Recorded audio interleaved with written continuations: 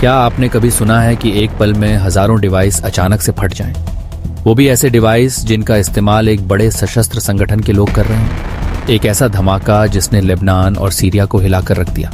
जी हाँ, हम बात कर रहे हैं 17 और 18 सितंबर 2024 की उस भयानक घटना की जिसने पूरे इलाके में कोहराम मचा दिया।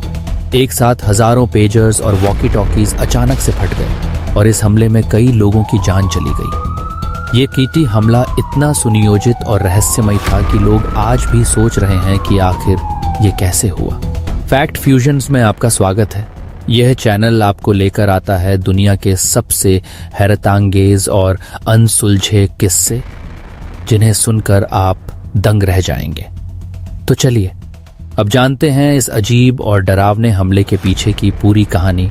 17 और 18 सितंबर 2024 को लेबनान और सीरिया में अचानक हजारों हैंडहेल्ड पेजर्स और सैकड़ों वॉकी टॉकीज में विस्फोट होने लगे। इन धमाकों में अब तक 37 लोगों की मौत हो चुकी है, जिनमें 12 नागरिक भी शामिल हैं। सबसे चौंकाने वाली बात यह थी कि ये सभी डिवाइस हिजबुल्लाह के सदस्यों द्वारा इस्तेमाल किए जा रहे थे, जो एक बड़ा लेबनानी सशस्त्र संगठन और राजनीतिक दल है। ये धमाके इतने सुनियोजित थे कि हर डिवाइस एक साथ फटा, जिससे यह साफ हो गया कि यह कोई सामान्य हादसा नहीं था। मोसाद, इजरायली खुफिया एजेंसी, ने बड़ी चालाकी से इन डिवाइसों को डिजाइन किया था। उन्होंने बैटरियों के अंदर विस्फोटक PETN छुपा दिया और इन उपकरणों को हिजबुल्लाह तक PEP तक एक नकली कंपनी के जरिए पहुंचाया। यह हमला हिजबुल्लाह के लिए अब तक का सबसे बड़ा सुरक्षा उल्लंघन माना जा रहा है।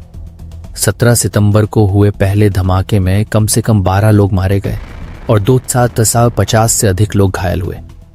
18 सितंबर को आईकॉम वॉकी टॉकीज फटे, जिसमें 25 लोगों की मौत हुई और 700 से अधिक लोग घायल हुए। यहां तक कि ईरान के राजदूत भी एक पेजर के धमाके से घायल हो गए थे। इस पूरे हमले ने हिजबुल्लाह को अंदर से हिलाकर रख दिया। हिजबुल्लाह के नेता हसन नसरल्लाह ने इस हमले को एक युद्ध का ऐलान करार दिया और इजरायल से बदला लेने की धमकी दी। धमाकों के बाद लेबनान के 150 से अधिक अस्पतालों में अफरा तफरी मच गई, जहां हजारों घायल लोग इलाज के लिए पहुंचे। फरवरी 2024 में हिजबुल्लाह ने अपने सदस्यों को सेलफोन के बजाय पेजर्स इस्तेमाल करने का निर्देश दिया था, ये मानते हुए कि इजरायल ने उनके सेलफोन नेटवर्क को हैक कर लिया था। इसके बाद ही उन्होंने गोल्ड अपोलो AR924 नामक पेजर्स खरीदे, जिन्हें 5 महीने बाद ही इन विस्फोटों के लिए दोषी ठहराया गया। अब सवाल यह है कि क्या हिजबुल्लाह इस घटना का बदला लेगा, और अगर हां तो इसका असर क्या होगा?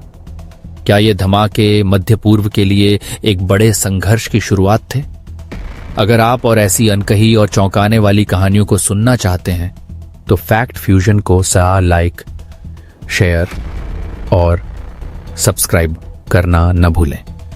हम ऐसे ही रहस्यमयी किस्से लेकर आपके पास आते रहेंगे।